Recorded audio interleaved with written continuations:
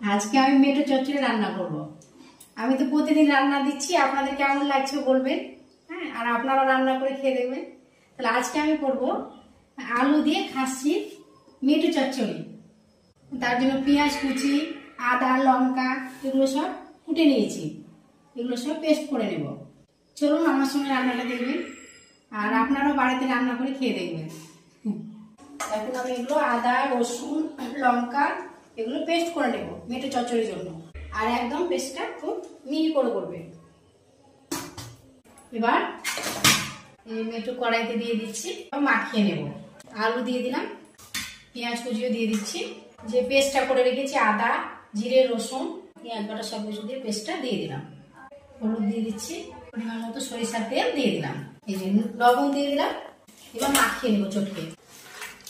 সামান্য জল দিয়ে দিলাম, এবার কষিয়ে নেব। মশলার বাটিটা ধুয়ে একটু সামান্য জল দিয়ে দিলাম, এবার কষিয়ে নেব। ঢাকা দিয়ে দিলাম। এবার কষানো হয়ে এসছে, আরো ভালোভাবে কষিয়ে নিয়ে জল দিয়ে দেবো।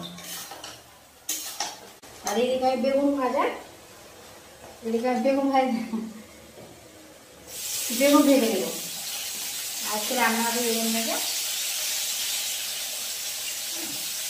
বেগুন ভাজা নেব।